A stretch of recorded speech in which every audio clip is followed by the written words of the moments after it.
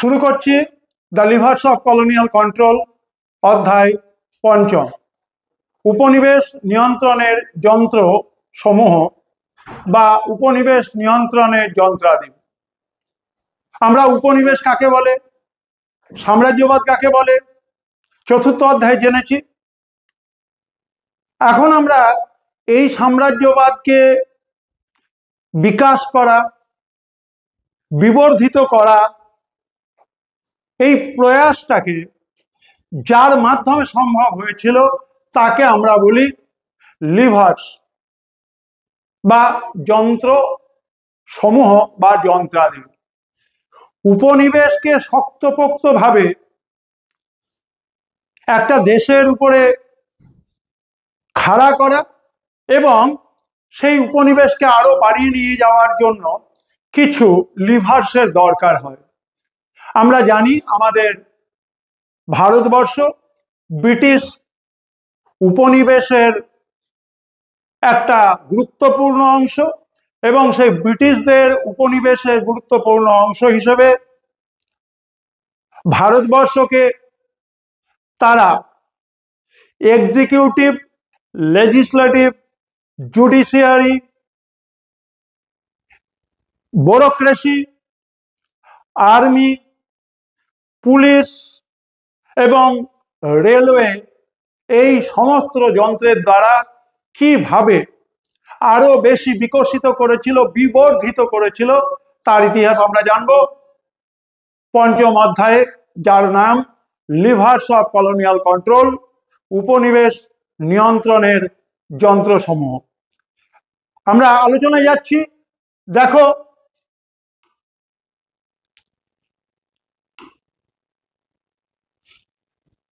Legislation,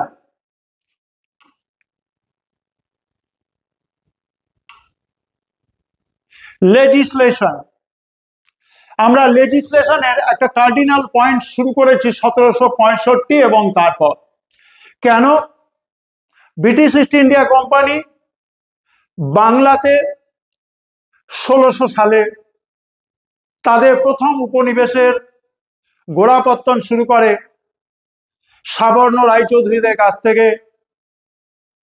Sutanuti, Gobindapur এবং কলকাতা তিনটে গ্রাম কিনে নিয়ে, এবং তারপর থেকে পলাশির যুদ্ধ হয়েছে, বক্সার হয়েছে এবং সর্বোপরি ইস্ট ইন্ডিয়া কোম্পানি দেওয়ানি লাভ করেছে। সেটা কিন্তু 1765 সাল। 1765 সালের আগে ইস্ট ইন্ডিয়া কোম্পানি রাজনৈতিক ক্ষেত্রে যে প্রভাব প্রতিপত্তি তৈরি করেছিল, 1765 সালে দেওয়ানি পাওয়ার পর তাদের সেই ক্ষমতা অনেক বেশি গোটা ভারতবর্ষে উপনিবেশ বিস্তারের কাজে ব্যবহার হয়েছিল। এবং সেই উপনিবেশ বিস্তারের কাজে লিভার্স হিসেবে আমরা এখানে লেজিসলেশনের কথা বলেছি। ওই সময় তিনটে প্রেসিডেন্সি ছিল। একটি হচ্ছে বাংলা প্রেসিডেন্সি, একটি মাদ্রাজ প্রেসিডেন্সি, আর একটি হচ্ছে মুম্বাই প্রেসিডেন্সি। বাংলা প্রেসিডেন্সিতে ব্রিটিশ সাম্রাজ্যবাদের হেডকোয়ার্টার ছিল ফোর্ট উইলিয়াম। দক্ষিণ ভারতের মাদ্রাজে হেডকোয়ার্টার ছিল ফোর্ট সেন্ট জর্জ, যার আর এক নাম মাদ্রাজ পট্টনম। এবং এখানে বলা হচ্ছে যে প্রত্যেকটা প্রেসিডেন্সিতে একজন করে গভর্নর ছিলেন এবং সেই গভর্নরের সঙ্গে কাউন্সিল ছিল, এবং সেই কাউন্সিল সেখানে ডাইরেক্টরসরা ছিলেন, বোর্ড অফ ডাইরেক্টরসরা ছিলেন এবং কোর্ট অফ প্রোপ্রাইটাররা ছিলেন। এটা হচ্ছে আমাদের লেজিসলেশন। লেজিসলেশন মানে স্বাভাবিকভাবে আমাদেরকে বুঝতে হবে আইন সংক্রান্ত বিষয় এর সঙ্গে জড়িত রয়েছে।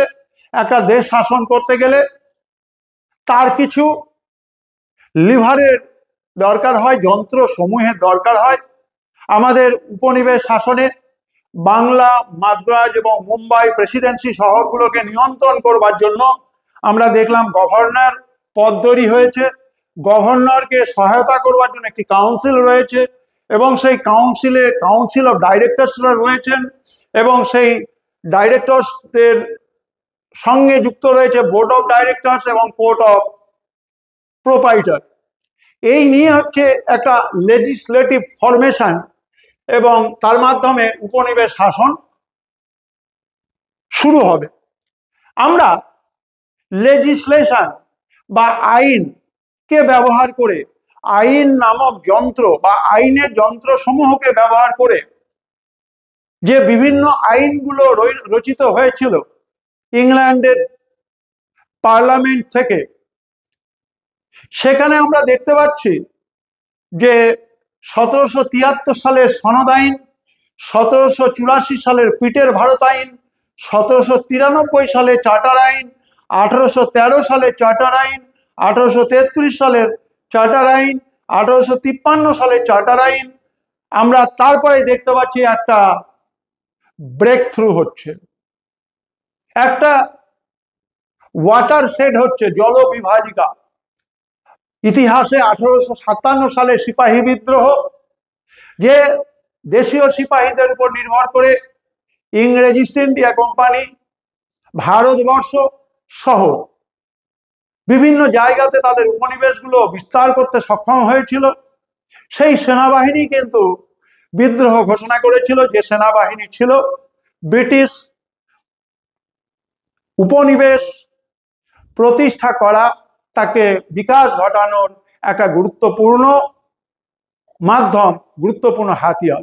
সেই সেনাবাহিনী যেহেতু বিদ্রোহ করেছিল, সেহেতু ইস্ট ইন্ডিয়া কোম্পানির হাতে আর ভারতবর্ষকে রাখা নিরাপদ নয় ভেবে ইংল্যান্ডের পার্লামেন্ট ইস্ট ইন্ডিয়া কোম্পানি শাসনের অবসান ঘটিয়েছিল এবং 1858 সালে একটি আইন হয়েছিল যার নাম an act for better government of India বা কুইন্স প্রোক্লামেশন, বা এটাকে বলা হয় মহারানী ভিক্টোরিয়ার ঘোষণাপত্র। 1861 সালের আইন এবং 1892 সালের আইন, এই আইনগুলোর বিভিন্ন ধরনের যে ব্যাখ্যা, এই আইনগুলোকে কেন্দ্র করে উপনিবেশ প্রশাসনকে আরো কতটা গভীরে নিয়ে যাওয়া যায় তার চিন্তা ভাবনা হয়েছিল। 1773 সালের যে সনদ আইন, তার নাম হচ্ছে রেগুলেটিং অ্যাক্ট, তার নাম হচ্ছে act of east India company 1773। 1773 সালের সনদ আইনের পর 20 বছর অন্তর অন্তর সনদ আইনগুলোর নবীকরণ হতো এবং আমরা 1773 সালের আইনকে আমরা বলেছি যে রেগুলেটিং আইন, বা এর আরেক নাম ইস্ট ইন্ডিয়া কোম্পানির আইন। 1784 সালের পিটের ভারত শাসন আইন, 1793 সালের চার্টার আইন, 1813 সালে চার্টার আইন, 1833 সালে চার্টার আইন, 1853 সালে চার্টার আইন, 1858 সালে গভর্নমেন্ট অফ ইন্ডিয়া অ্যাক্ট অথবা an act for better government in India, 1861 সালে গভর্নমেন্ট অফ ইন্ডিয়া অ্যাক্ট এবং 1892 সালে গভর্নমেন্ট অফ ইন্ডিয়া অ্যাক্ট। তাহলে আমরা 20 বছর মেয়াদি যে সনদ আইন নবীকরণের বিষয়, তাহলে 1773, 1793, 1813, 1833 এই গুরুত্বপূর্ণ আমরা আইনগুলোকে দেখতে পাচ্ছি। এবার আমরা যাব এই আইনি ব্যাখ্যার জায়গাতে। আমরা লেজিসলেশনকে ব্যবহার করে কিভাবে উপনিবেশ নিয়ন্ত্রিত হচ্ছে বা উপনিবেশের শেকড় আরো গভীরে চলে যাচ্ছে তার ব্যাখ্যা আমরা দেখতে পাচ্ছি। 1773 সালের সনদ আইনের অন্য যে নামগুলো রয়েছে সেটা আমরা বললাম। 1858 সালের আইনের বিভিন্ন নামগুলো আমরা বললাম। এবারে আমরা যাব জুডিশিয়ারির ক্ষেত্রে। জুডিশিয়ারি অ্যান্ড জুডিশিয়াল ইনিশিয়েটর, বিচার বিভাগীয় ক্ষেত্রে দিগন্তের সূচনা ঘটাচ্ছেন হেস্টিংস সাহেব, যার জন্য বলা হয় reforms of Hastings, reforms of Bentinck, reforms of Cornwallis and foundation of bureaucracy. আমাদের ভারতবর্ষে সুগঠিত আমলাতন্ত্রের জনক হিসেবে আমরা লর্ড কর্নওয়ালিসের নাম জানি। ওয়ারেন হেস্টিংস তিনি কি করলেন, বাংলার বুকে যে জুডিশিয়ারি ব্যবস্থা ছিল, যে বিচার ব্যবস্থা ছিল, ভ্রাম্যমাণ আদালত ছিল, কাজী, মুফতি, মুনসেফ, এই সমস্ত যে বিভাগীয় বিচার বিভাগীয় পদগুলো ছিল, তাদের যে দায়িত্বভার ছিল, কাজ ছিল, তাকে তিনি উপনিবেশের কাজে নিয়ে আসলেন। জেলা জজ, ডিস্ট্রিক্ট কোর্ট, বিভিন্ন ধরনের অধস্তন বিচারালয়, এই সমস্ত চিন্তা ভাবনা কিন্তু ওয়ারেন হেস্টিংসের হাত দিয়ে আসলো। এবং ওয়ারেন হেস্টিংসের আমল জুডিশিয়ারির ক্ষেত্রে গুরুত্বপূর্ণ, কারণ আমাদের বিচার ব্যবস্থার ইতিহাসে জুডিশিয়াল মার্ডার বলে একটি শব্দ ব্যবহার হয়। জুডিশিয়াল মার্ডার কি? মহারাজা নন্দকুমার, তাকে ওয়ারেন হেস্টিংস আর্থিক তছরূপের দায়ে অভিযুক্ত করে বিচার প্রক্রিয়ার মাধ্যমে বিচারের নামে প্রহসন তৈরি করে মহারাজা নন্দকুমারকে যে ফাঁসিতে ঝোলানো হয়েছিল, বিচার ব্যবস্থার ইতিহাসে একটি লিগ্যাল জার্গন ব্যবহার হয়, তার নাম জুডিশিয়াল মার্ডার। ওয়ারেন হেস্টিংসের আমলে মহারাজা নন্দকুমারের বিচারের নামে প্রহসন এবং তার মাধ্যমে মহারাজা নন্দকুমারকে দোষী সাব্যস্ত করে তাকে ফাঁসিতে সাজা দেওয়া হয়, এবং এটি বিচার বিভাগীয় ইতিহাসে জুডিশিয়াল মার্ডার নামে পরিচিত। এটি একটি প্রচলিত লিগ্যাল জার্গন। আমরা কর্নওয়ালিসের ক্ষেত্রে কোর্ট কর্নওয়ালিসের নাম আমরা জানি, দেওয়ানি ফৌজদারি আদালতের কথা জানি, এবং সর্বোপরি কর্নওয়ালিস বিভিন্ন কারণে livers of colonial control K আরো বিস্তৃতভাবে ব্যবহার করতে সক্ষম হয়েছিলেন। কর্নওয়ালিসের আমলে আমরা বিভিন্ন ধরনের ভূমি ব্যবস্থা দেখি। ভূমিকে কেন্দ্র করে, ভূমিকে একটা লিভার হিসেবে ব্যবহার করে যে জমি বন্দোবস্তগুলো দিয়েছিলেন, এবং তার মধ্য দিয়ে পরবর্তীকালে চিরস্থায়ী বন্দোবস্তের মধ্য দিয়ে জমিদার এবং গ্রাম বাংলার যারা সেই সময়কার প্রভাব প্রতিপত্তিশালী ব্যক্তি ছিলেন, তাদের সঙ্গে একটা গাঁট ছড়ার মাধ্যমে উপনিবেশ শাসনকে, কলোনিয়াল কন্ট্রোলকে লিভার্সের মাধ্যমে ভারতবর্ষের বুকে বাংলা থেকে শুরু করে ভারতবর্ষ, আসমুদ্র হিমাচল ভারতবর্ষে ব্যাপ্ত করতে সক্ষম হয়েছিলেন। আমরা বেন্টিঙ্কের কথা জানি, তিনি সংস্কার করেছেন তার আমলে গুরুত্বপূর্ণ সতীদাহ নিবারণ আইন, এবং সেই সতীদাহ নিবারণ আইনের মাধ্যমে বাংলা কুসংস্কার মুক্ত হয়ে আধুনিকতার পথে পা বাড়াতে থাকে। আমরা অ্যাডমিনিস্ট্রেশনের অত্যন্ত গুরুত্বপূর্ণ তিনটি পিলারকে আমরা এখানে দেখাচ্ছি। একটি হচ্ছে ব্যুরোক্রেসি বা আমলাতন্ত্র, একটির নাম হচ্ছে পুলিশ প্রশাসন, আর একটা হচ্ছে সেনাবাহিনী।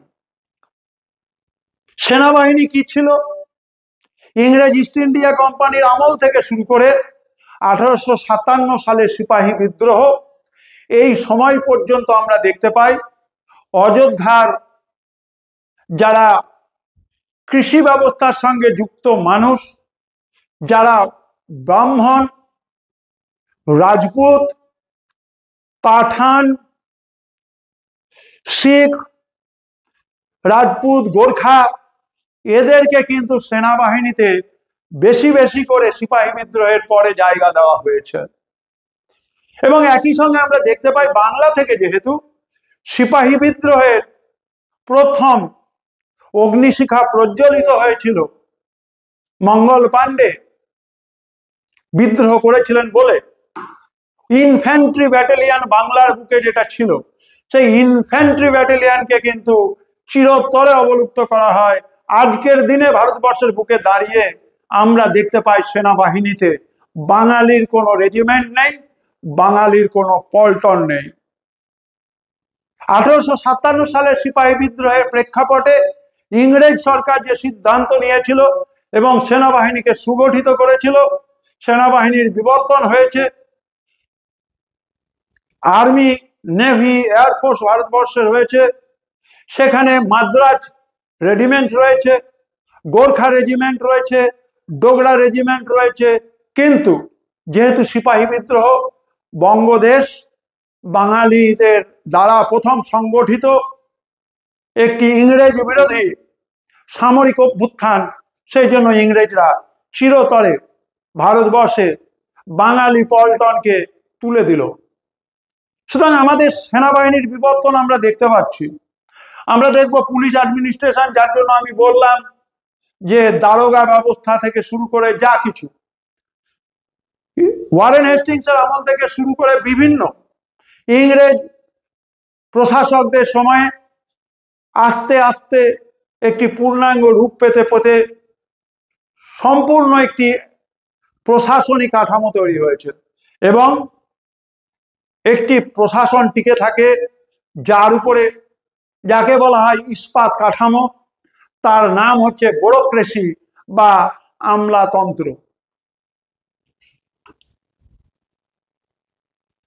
আমরা 1773 সালের যে সনদ আইন, চার্টার আইন, সেটাকে এক ঝলকে দেখে নেব। 1773 সালের সনদ আইনকে আমরা এক ঝলকে দেখে নেব। কিরকম? লর্ড নর্থ, তার সময়ে এই আইনটি ভারতবর্ষে বলবৎ হয়। লর্ড নর্থ কেন্দ্রীয় সরকার, অর্থাৎ সেই সময়ে ইস্ট ইন্ডিয়া কোম্পানির যে সরকার, সেটি তৈরি হয়েছে বাংলা, মুম্বাই এবং মাদ্রাজ প্রেসিডেন্সিতে। এর নাম ছিল central government of east India company. একটি কাউন্সিল তৈরি হয়েছে। এই কাউন্সিলে একজন গভর্নর এবং 4 জন সদস্য ছিলেন। এই কাউন্সিল তৈরি হয়েছে 3টে প্রেসিডেন্সির জন্য।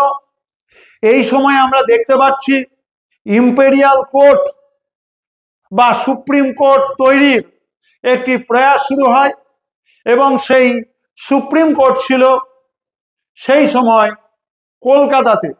এবং এই সুপ্রিম কোর্ট একজন প্রধান বিচারপতি এবং অন্যান্য 3 জন বিচারপতির দ্বারা 1774 সালে তার কাজ শুরু করছে এবং প্রথম সুপ্রিম কোর্ট এর প্রথম বিচারপতির নাম স্যার ইলিজা ইম্পে। এবং এই সুপ্রিম কোর্টের নাম তখন ছিল ইম্পেরিয়াল কোর্ট। মনে রাখবে 1911 সালে যখন বঙ্গভঙ্গের চূড়ান্ত ঢেউ ব্রিটিশ সরকারকে কাঁপিয়ে দিয়েছে, ব্রিটিশ সরকার ভাঙা বাংলাকে আবার জোড়া লাগিয়েছে। Annulment proposal of partition of Bengal 1911, 1911 সালে বঙ্গভঙ্গ সিদ্ধান্ত রদ হলো এবং ইংরেজরা সুগভীর চক্রান্ত করে কলকাতা থেকে সুপ্রিম কোর্টকে সরিয়ে নিয়ে চলে গেল দিল্লিতে। 1911 সাল। 1911 সালের আগে পর্যন্ত সুপ্রিম কোর্ট কিন্তু আমাদের কলকাতাতে ছিল। তার নাম ছিল ইম্পেরিয়াল কোর্ট বা সুপ্রিম কোর্ট অফ ইন্ডিয়া। এবং সেটা 1774 সালে আমরা দেখলাম 3 জন অন্যান্য প্রধান বিচারপতি এবং একজন প্রধান বিচারপতিকে নিয়ে তৈরি হচ্ছে কলকাতাতে। এবং প্রথম সুপ্রিম কোর্টের প্রধান বিচারপতি ছিলেন স্যার এলিজা হিম্পে। এবং এই কলকাতা সুপ্রিম কোর্টে প্রথম ফাঁসি হয়েছিল মহারাজা নন্দকুমারের, যেটি বিচার ব্যবস্থার ইতিহাসে জুডিশিয়াল মার্ডার নামে পরিচিত। আমরা যাব পিটের ভারত শাসন আইন 1784 সালে। পিটের ভারত শাসন আইন 1784 সালে। ইস্ট ইন্ডিয়া কোম্পানি আইন 1784। এই আইনকে জনপ্রিয় ভাষায় বলা হয় পিটের ভারত শাসন আইন। এই পিটের ভারত শাসন আইন 1 জানুয়ারি 1785-তে কার্যকরী হয়েছে এবং এর বিভিন্ন ধরনের শর্তাবলী তাকে 2টো ভাগে ভাগ করা হচ্ছে।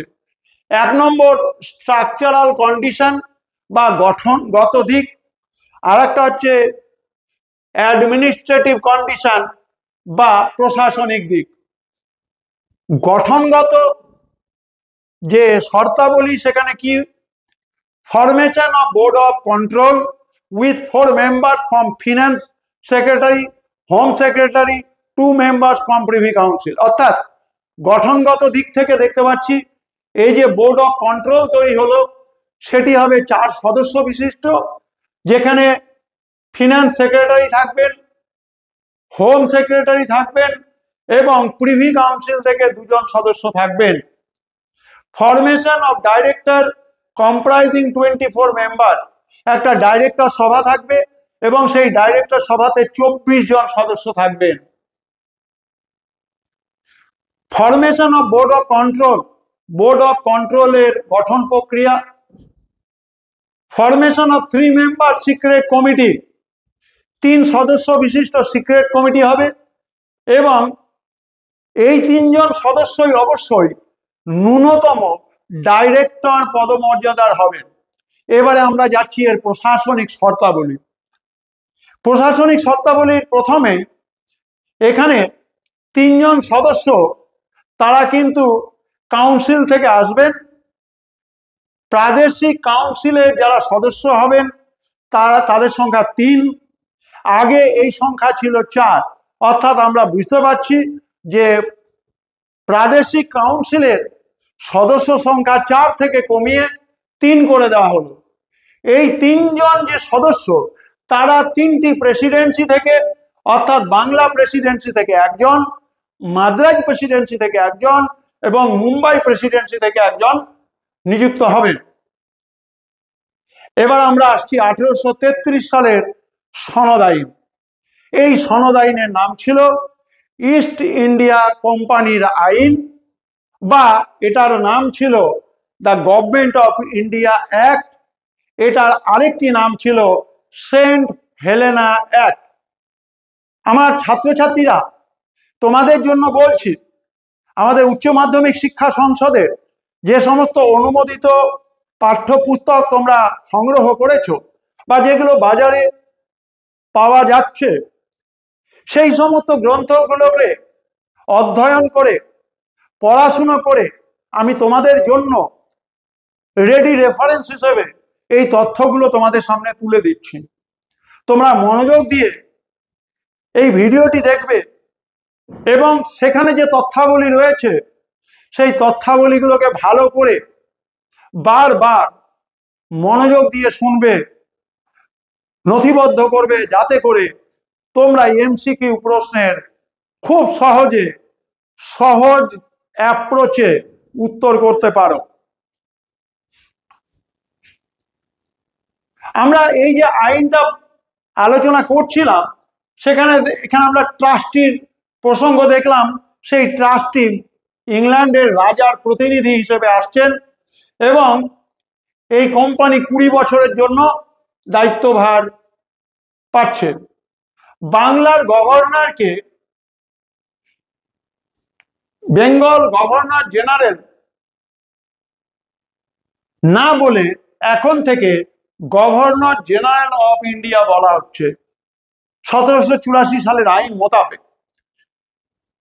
The last governor general of Bengal was Bentinck. এই জায়গাটা তোমাদের এমসিকিউ এর প্রশ্ন। বাংলার প্রথম governor general, last governor general, বাংলার শেষ গভর্নর জেনারেল হচ্ছেন বেন্টিক এবং ভারতের প্রথম গভর্নর জেনারেল হচ্ছেন বেন্টিক। দুটোই কিন্তু একই ব্যক্তি। যেহেতু এখানে একটা সন্ধিক্ষণ, নামটা পাল্টে যাচ্ছে, যিনি বাংলার গভর্নর ছিলেন তাকেই গভর্নর জেনারেল ইন্ডিয়ার করা হচ্ছে, সুতরাং স্বাভাবিকভাবে যিনি বাংলার গভর্নর ছিলেন তিনি হয়ে যাচ্ছেন ভারতের গভর্নর জেনারেল। এবং এখানে ভারতীয় সদস্য এবং ব্রিটিশ নাগরিকদেরকে সদস্য হিসেবে নিযুক্ত করা হচ্ছে। বিশেষভাবে ভারতীয়রা যেহেতু কলোনিয়াল পিপল, ভারতের শাসন ব্যবস্থা যেহেতু ইংরেজদের হাতে রয়েছে, সেই জন্য এখানে ভারতীয়দের অন্তর্ভুক্তি অত্যন্ত গুরুত্বপূর্ণ একটা দিক। এবং সেখানে দেখতে পাচ্ছি যে জাতি, ধর্ম, বর্ণ নির্বিশেষে এই 1833 সালের আইনে এবং 87 নম্বর ধারাতে, 1833 সালের আইনে 87 নম্বর ক্লজে, ধারাতে জাতি, ধর্ম, বর্ণ নির্বিশেষে ইংরেজ ছাড়াও ভারতীয়রা এই 1833 সালের আইনে কাউন্সিলে অন্তর্ভুক্তির সুযোগ পেল। 1833 সালের সনদ আইনের ফলো আপ হিসেবে আমরা দেখতে পেলাম লর্ড ম্যাকলে যে রিকমেন্ডেশন করেছেন সেখানে কিন্তু ভারতীয় পেনাল কোডের প্রসঙ্গ আসলো। এবার আমরা যাব 1833 সালের চার্টার আইন। এই 1813 সালের চার্টার আইনে প্রথম লেসে ফেয়ার পলিসি বা অবাধ বাণিজ্য নীতির কথা বলা হলো। Compulsory training of company civilian officers in হাইলেভেরি college, Addiscombe Military Seminary, Fort William in Kolkata was to be conducted. ভারতবর্ষে সেই সময় ফোর্ট উইলিয়ামে সেনা দপ্তর ছিল, হেডকোয়ার্টার ছিল বাংলা প্রেসিডেন্সির। সেখানে যারা ইংরেজ আধিকারিকরা আসতেন কর্মসূত্রে ভারতবর্ষের কলোনিয়াল মেশিনারিকে পরিচালনা করার জন্য, তারা ট্রেনিং পেতেন ইংল্যান্ডের হাই লাইব্রেরিতে, একই সঙ্গে কলকাতার ফোর্ট উইলিয়ামে, এবং আরেকটি নাম বলেছি অ্যাডিসকম্বে মিলিটারি সেমিনারি। এখানে কিন্তু ইংরেজ সিভিলিয়ান অফিসারদের ট্রেনিং নিতে হতো, এবং কলকাতাতেও ফোর্ট উইলিয়ামে এদেরকে ট্রেনিং নিতে হতো। এটা ছিল বাধ্যতামূলক ট্রেনিং, কারণ ভারতবর্ষের কলোনিয়াল সিস্টেমকে পরিচালনা করতে গেলে তাদের এই কলোনিয়াল মেশিনারি লিভারগুলোকে জানতে হবে, এবং সেই লিভার হিসেবে কিন্তু আমরা ব্যুরোক্রেসির প্রসঙ্গে আলোচনা করছি। এবারে আমরা দেখতে পাচ্ছি ভারতীয় পেনাল কোড, এবং এই ভারতীয় পেনাল কোড সম্পর্কে যদি কারো কোনো ধরনের কৃতিত্ব থাকে তাহলে আমরা দেখতে পাবো যে 1833 সালের সনদ আইনের ফলো আপ হিসেবে ইন্ডিয়ান পেনাল কোড বা আইপিসি চালুর প্রস্তাব আমরা লর্ড ম্যাকলের যে সুপারিশ, সেই লর্ড ম্যাকলের সুপারিশে প্রথম প্রতিফলিত হতে দেখি। আমরা রিভিশনটা করে নিই, যেহেতু এটি পঞ্চম অধ্যায় এবং তোমাদের তৃতীয় সেমিস্টারের অত্যন্ত গুরুত্বপূর্ণ একটি অধ্যায়। প্রচুর সাল তারিখ রয়েছে, প্রচুর আইন রয়েছে, আইনের আবার অনেক নাম রয়েছে, একই আইনের বিভিন্ন নাম রয়েছে। একটু আমরা আবার নিজেদের মধ্যে স্মরণ করিয়ে নিই একে অপরকে। আমরা আবার একটু ব্যাক করে যাচ্ছি। এই যে 1813 সালে চার্টার আইন, পরে আমরা দেখতে পাবো এই আইনটা 20 বছর পরে আবার নবীকরণ হচ্ছে। এই আইনে প্রথম অবাধ বাণিজ্য নীতির কথা বলা হলো। কোম্পানির যারা সিভিলিয়ান অফিসার তাদের বাধ্যতামূলক প্রশিক্ষণের কথা বলা হলো। হাইলেভেরি কলেজ, অ্যাডিসকম্বে কলেজ এবং অ্যাডিসকম্বে মিলিটারি সেমিনারি, ফোর্ট উইলিয়াম, কলকাতাতে তাদের ট্রেনিং এর ব্যবস্থা করা হবে। আমরা এখানে দেখতে পেলাম যে লর্ড বেন্টিং ছিলেন বাংলার গভর্নর জেনারেল সর্বশেষ, এবং এই লর্ড বেন্টিং কি ছিলেন গভর্নর জেনারেল অফ ইন্ডিয়া, একই ব্যক্তি। যেহেতু বাংলার গভর্নর জেনারেলকে ভারতের গভর্নর জেনারেল বলা হচ্ছে, অতএব সেই সময় বেন্টিং ছিলেন এই গুরুত্বপূর্ণ দায়িত্বে। উনাকে কি করা হলো গভর্নর জেনারেল অফ ইন্ডিয়া হিসেবে ঘোষণা করা হলো। আমরা দেখতে পেলাম 1833 সালের আইনের 87 নম্বর ধারা অনুযায়ী জাতি, ধর্ম, বর্ণ নির্বিশেষে ইউরোপীয় ব্রিটিশদের মতো ভারতীয়রাও বিভিন্ন কর্মক্ষেত্রে নিয়োগের সুযোগ পেল। ইংরেজরা তাদের জন্য নিয়োগের দরজা উন্মুক্ত করে দিল। 1833 সালের সনদ আইনের ফলো আপ হিসেবে আমরা দেখলাম লর্ড ম্যাকলে। তোমরা যখন মাধ্যমিক পড়েছো তখন ম্যাকলের মিনিট পড়েছো, কিন্তু ওই ম্যাকলে আরো গুরুত্বপূর্ণ সুপারিশ করেছিলেন। সেই সুপারিশের কথা আমরা বলবো, এবং আমাদের দ্বিতীয় অধ্যায়ের আলোচনা হবে সেই অংশ থেকে, যার নাম হচ্ছে ইন্ডিয়ান পেনাল কোড। আমরা এখানেই পঞ্চম অধ্যায় লিভার্স অফ কলোনিয়াল কন্ট্রোলের প্রথম অংশ শেষ করছি। ফিরে আসছি বিরতির পর।